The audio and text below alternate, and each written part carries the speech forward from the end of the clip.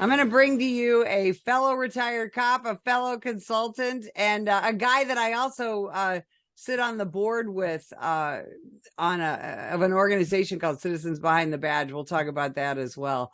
But David is an author, and he does a lot of training and a lot of just fantastic work with the public safety community around this country. And I just knew you had to meet him. David Berez, welcome to the show. Thank you for having me. I'm so grateful to be here with you. So I want to talk a little bit about your police and EMS career. You started working in public safety even earlier than I did. Talk about that. Yeah, I was 14 years old when I started as a volunteer with the local rescue squad in the town I grew up in.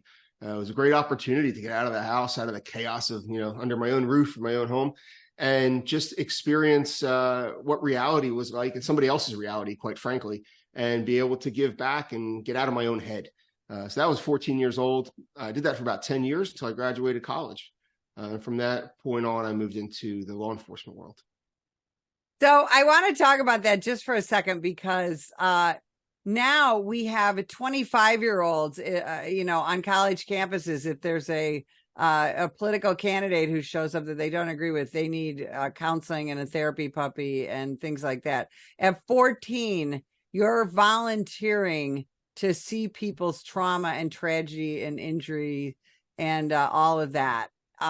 Just talk about that experience for a minute.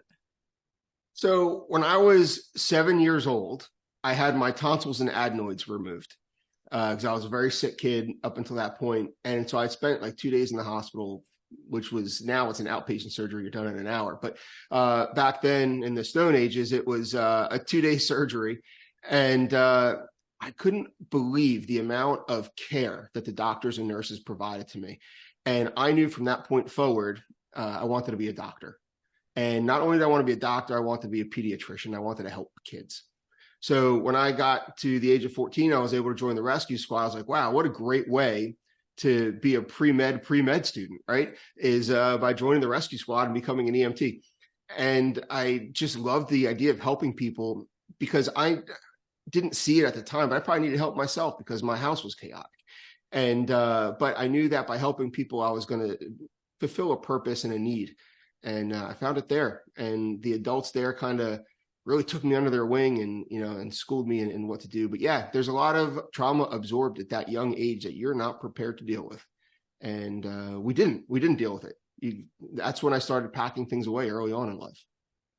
So instead of becoming a doctor, you decide to become a cop, and you spend a couple of decades doing that. You had a career where you had so many different assignments, and but then you decided to kind of, make a change and try and affect the lives of not your community, but other police officers and public safety members. Talk about that switch. So it all started in college, freshman year, first semester, failed botany. And I knew right then and there, doctoring was out of the question. So I needed to find something else that this, non-biological mind could do. And I found law enforcement, and I worked for public safety, and I became a police officer. I did 20 years with the East Windsor Police Department. Like you said, I had many different things. My highlight of my career, I would say, was being a drug recognition expert, a DRE. And I really enjoyed that and mastered that skill throughout the course of my career and became a court recognized expert in many different jurisdictions. I was also a 9/11 rescuer, which was shaped not only my career mindset, but my life mindset. And upon my retirement, I didn't retire with purpose, and that was a mistake. And I retired in a pretty depressed state on January 1st of 2020. And if we do the math on that, I dove right headfirst into COVID and then the civil unrest throughout the country. And I reluctantly say this, but COVID was the best thing that ever happened to me because the world stopped and it gave me a chance to catch up. And so then the end of July 29th of 2020, in the heat of all the civil unrest, a very close friend of mine had taken his own life. He was a detective sergeant a couple towns over. And I realized if it wasn't going to be him, it could have been me. And it gave me a reset mode that I knew I had to enter and find my way out of this dark hole that I was in. I found, somebody found me in this place and put me in the resiliency program that New Jersey was forming, and to be an instructor for that. And that's how I found my purpose. And I'd say my purpose found me, because now I get to help other police officers with the tools, these pre-boom tools that they can absorb. So when they do get into the state that I was in, they can find their way out of it. And Now, so we talk a lot about resiliency when it comes to police officers and first responders. And of course, we talk a lot about mental health. And we've been talking about it for decades, but we don't seem to have a very good handle on it. Police officer suicide continues to be a huge issue in this profession. Again, we can go back to when I started in the early 80s, where we didn't talk about police officer mental health at all. And we were told in the academy, go shut up, go do your job. And then when you go home, don't talk about it. And everything will be fine. There was a switch, kind of a change on into the 90s. But now we're in 2023, and it doesn't seem to be a whole lot better. Talk about that. So even into this new generation, I think that there's still a stigma attached with mental health care. When we hurt our leg, or if we have a broken leg, we're not going to limp on it until it fixes itself, because there's a great chance it won't. We're going to go to the doctor. We're going to have them fix it, and we're going to heal through their instructions. And we're going to rehab our leg, and we're going to get back to as good as we once were and move forward. We don't do that with our heads. If we have a head injury, physical or emotional, we don't deal with it. We need to change that, and we need to fix it. And we need to address our mental health, and we need to get the support to help heal that. We need to go on the healing journey through the instructions of our peers or our doctors. And peer support, by the way, I find to be more effective than clinical support. And once we heal, we can go on our way. But it's a matter of taking the time to do it. And we recognizing that it is not a career-ending injury, but we need to see that from an administrative and a legislative perspective as well. And I think that's why people are so afraid to get help, because what's the first thing? First of all, as cops, what's the symbol of being a cop? Is our badge and our gun, right? And what's the first thing they take away from us as soon as we get into mental health trouble? Is our badge and our gun. Now you've stripped that identity from somebody, and how are they going to recover within the silo that they've lived in if you've taken that silo away from them and you put them in this unfamiliar space? So we need to address it. So what do we do about that? Because I can't tell you how many cops I've talked to who said, I did what you told me, Sarge. I went, I asked it for the EAP. I asked to see a counselor. And exactly what you just said happened. They're put on the desk or put in a room.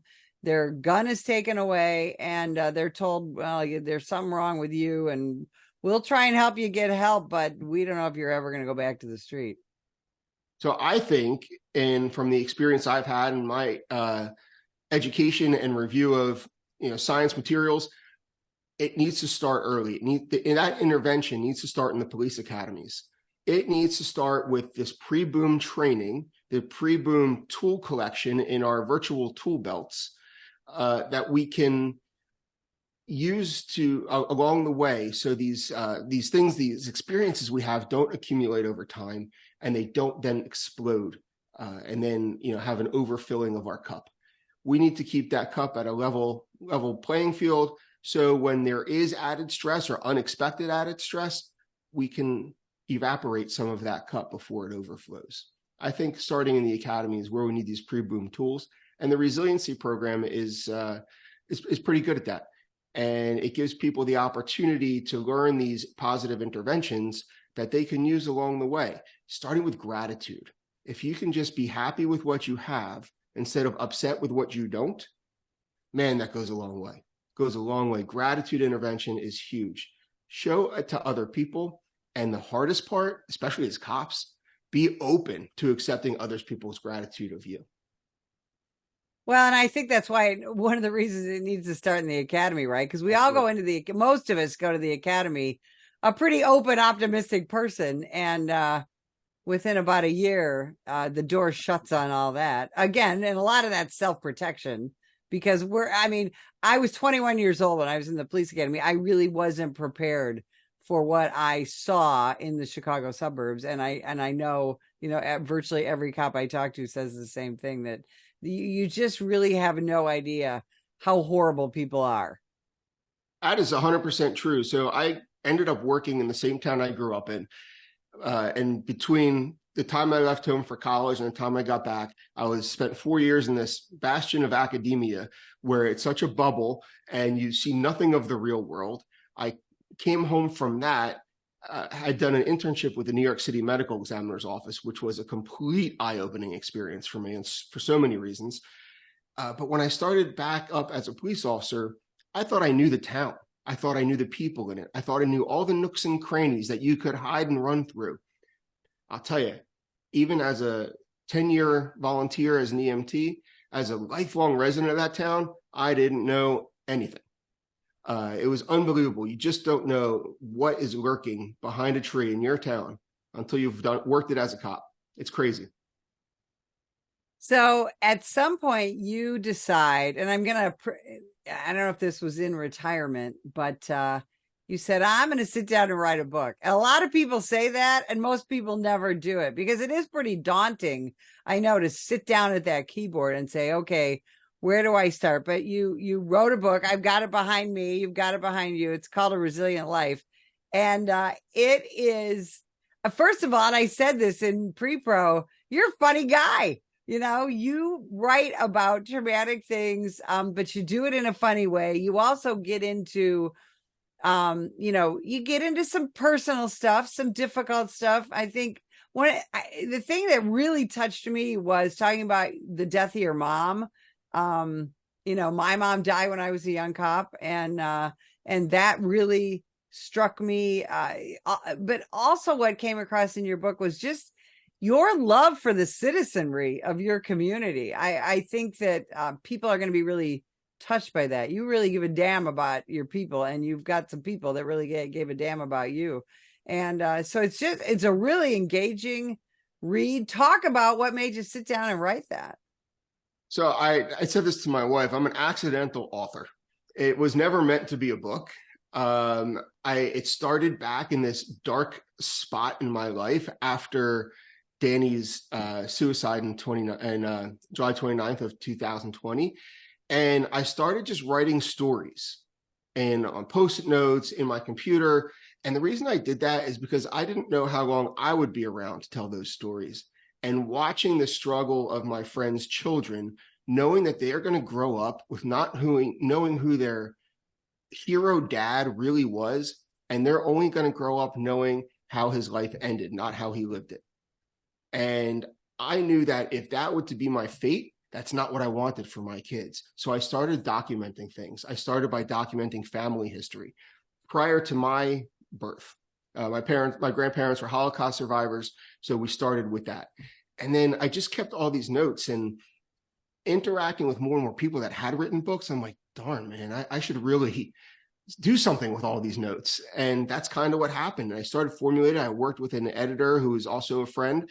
And we just kind of put things together, and voila, there was a book. It was crazy. But what a cathartic experience, getting it all out. And honestly, the goal for me was to have people find their own purpose through the lens of my journey. And that way they don't live in isolation the way I did for that period of time. And finding purpose is so important, defining your why and then serving the world with your why. Gosh, to me, there's nothing more important than that, nothing less isolating than that. And that was how it came about. And I think and that's what I want people to know. This isn't just a book for cops, not at all. You literally have a resiliency in your gene pool, clearly.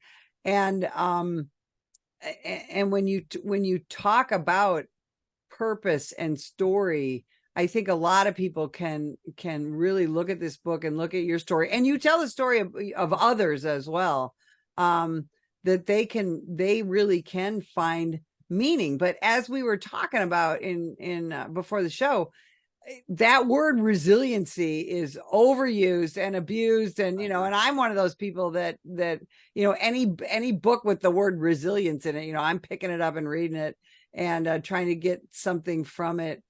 But I want you to talk about, because now this is what you do, how people can really become truly resilient. So resiliency is a buzzword.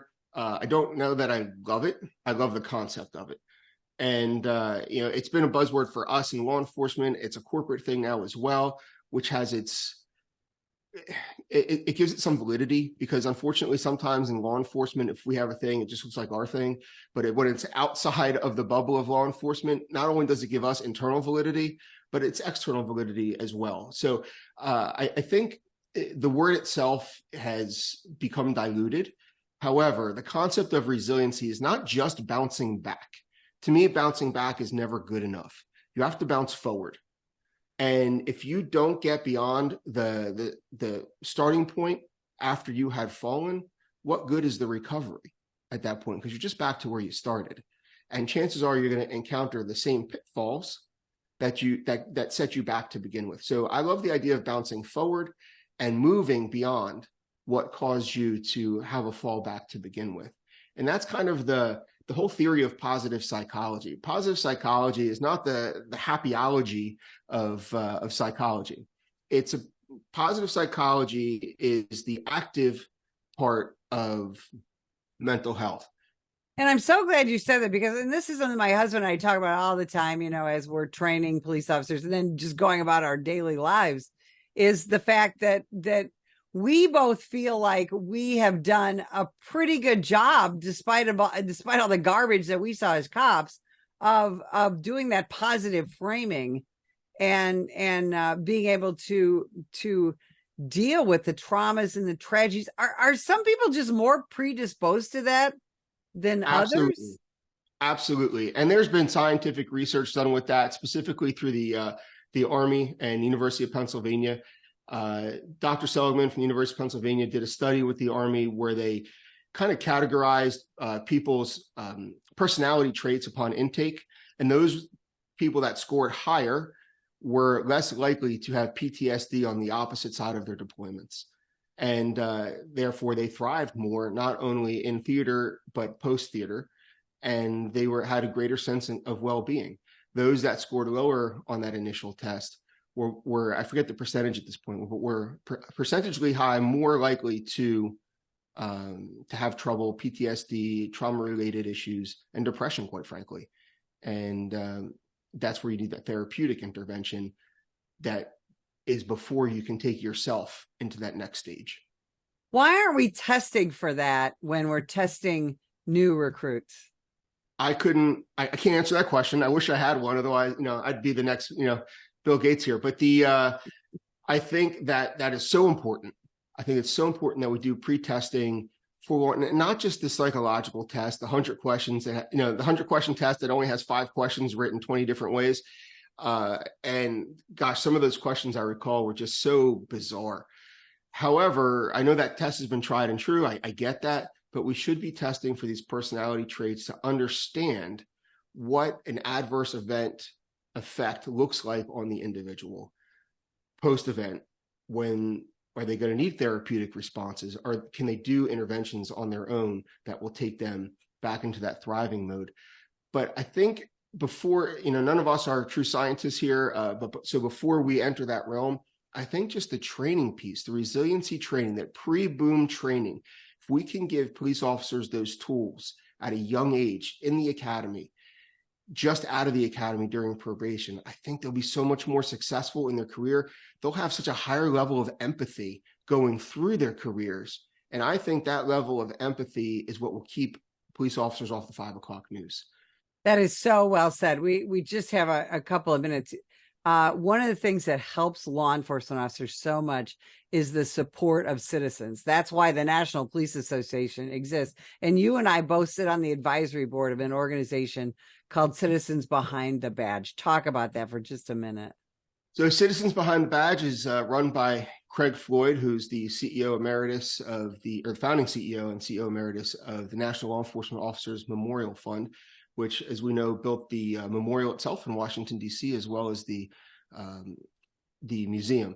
And post Craig's retirement, he started this organization to counteract the initial interest in the organization was to counteract the defund and defame movement of policing, because that defund and defame movement was negatively impacting the mental health of law enforcement officers. It's why we have a recruitment problem today. It's why we have a retention problem today. And Craig formed this organization. He reached out to folks in his network that he thought were influential. And we are doing the best we can to support that initiative and advise him through the organization. He has done such a great job of getting the attention through legislation, through PR, through mailers. It's incredible, and it's such an honor to be part of it. Yeah, he is just one dynamic guy who has such a love for the American law enforcement officer.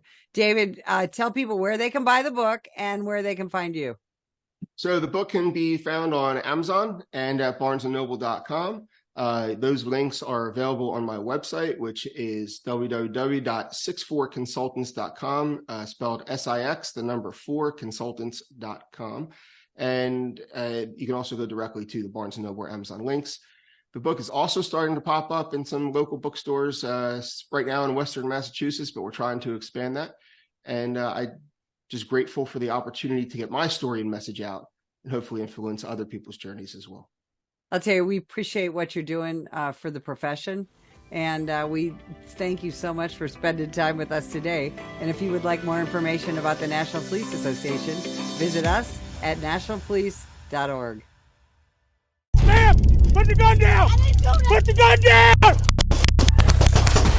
Last year, law enforcement officers were involved in hundreds of thousands of use of force incidents. A use of force incident is when an officer must use nonverbal tactics to gain control of a dangerous situation.